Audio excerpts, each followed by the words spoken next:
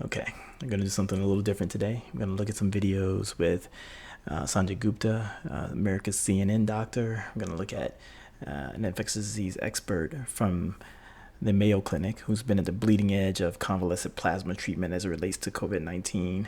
And we're going to look at one other infectious disease leading expert and their thoughts and comments on convalescent plasma as it relates to the treatment of COVID-19, and just kind of do some reactions, some thoughts on their comments, and see what you think. Yeah, so I spent some of the evening yesterday sort of doing the math, really going through these studies, trying to figure out what he was talking about, and some of it still did not make sense. So I called him. He and I talked for a while, really going through these numbers, and shortly after that, he put out this these series of tweets, basically clarifying what he said.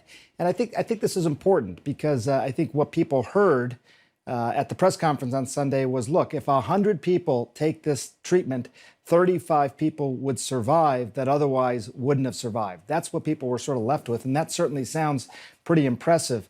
But that's not really what the study showed at all. And I think that's what Dr. Hahn was sort of apologizing about. He misrepresented that data. Let me just show you this quickly. I know it's a lot of math for the morning, but let me just show you this because I think it's important.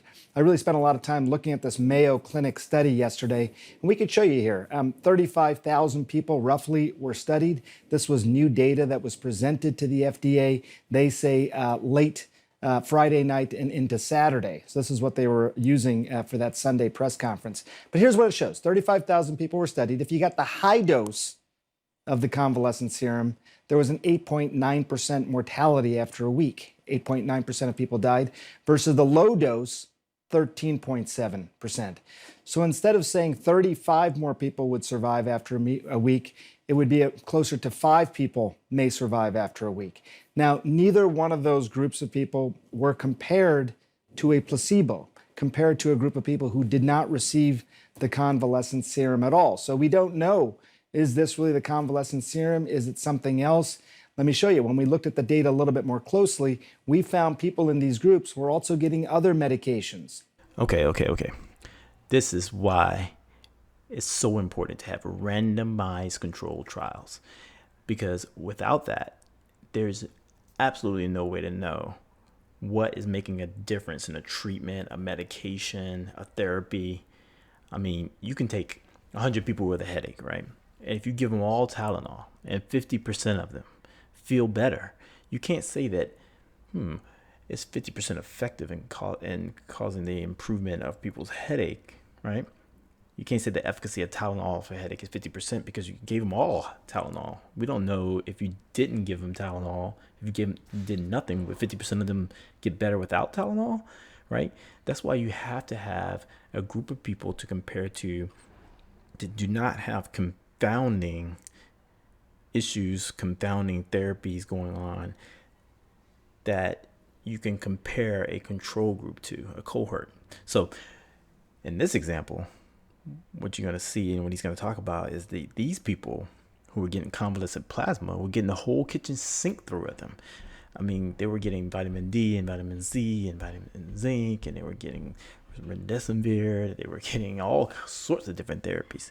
So it was impossible to know for sure if convalescent plasma was the reason why these people were improved. Now, by no means am I saying that convalescent plasma doesn't work, because in my mind, it makes all the sense in the world that it would work if given early in a person's illness before there's a significant immune response and organ damage.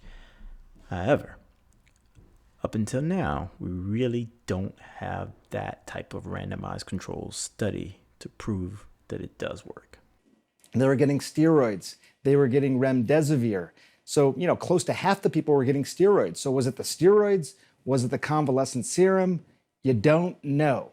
That's why the controlled randomized trials are necessary. And those haven't been done yet. And I think that's been the criticism. Look, and I think we're all perfectly willing to be hopeful about convalescent plasma, but I honestly think this error is a big deal. I mean, Dr. Jha told us yesterday he would have failed a first-year medical student who presented a paper with that. This is basic math, and it misrepresents the effectiveness that they're describing.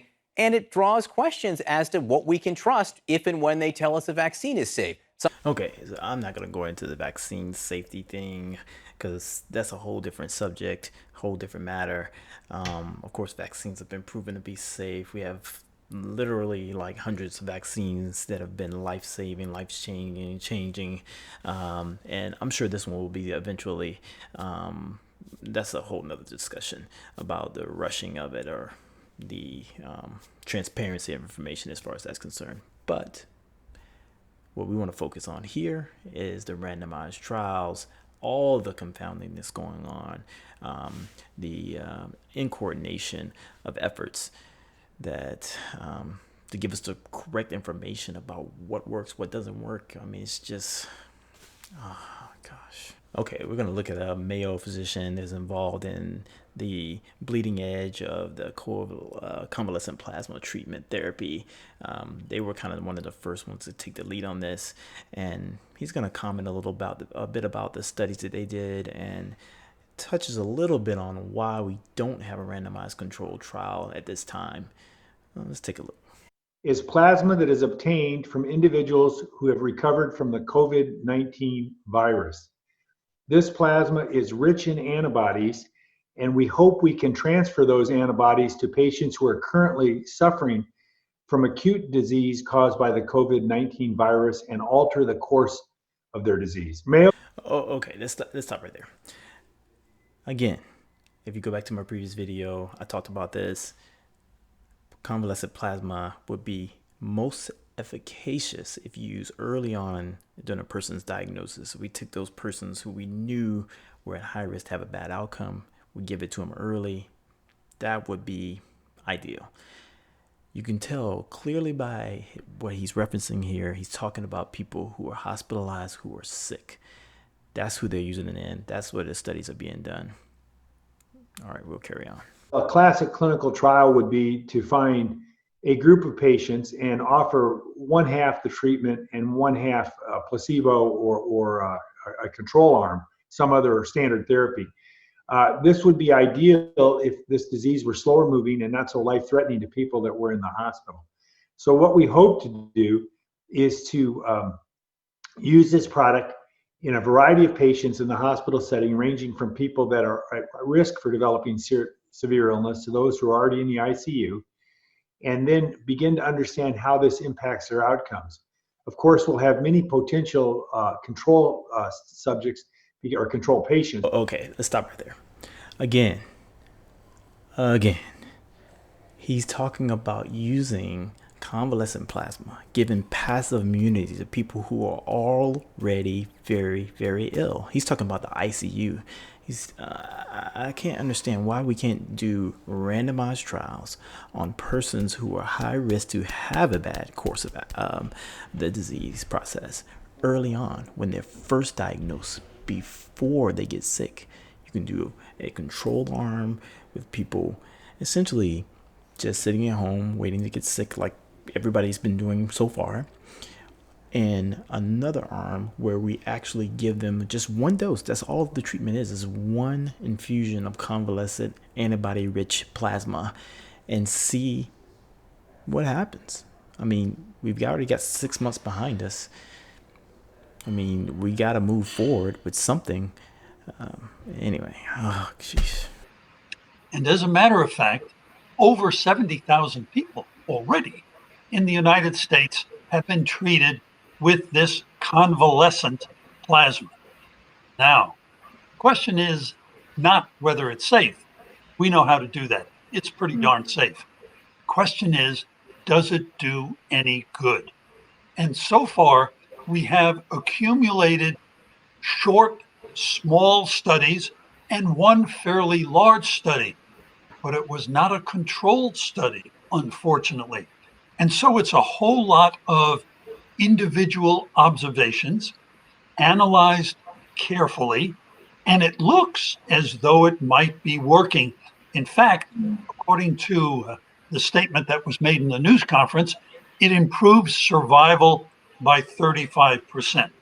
Excuse me. But does it really? The only way to really know that, of course, is if you do a controlled trial. You alternate patients, some get the plasma, some get a placebo. And then we watch how the illness progresses and we compare the treatment arm with the untreated arm. A lot of people will say, why do you have to go through all that rigmarole?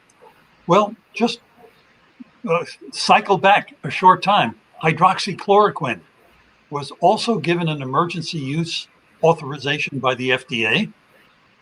Once the studies were in, we discovered, although it looked good at the beginning, it really wasn't very good at all. There wasn't any documented clear benefit, and the emergency use authorization had to be withdrawn. So what we have now is early data, and I think the commissioner of the FDA, I don't want to misquote him, said that this was of promising efficacy, and the data suggest that it would work.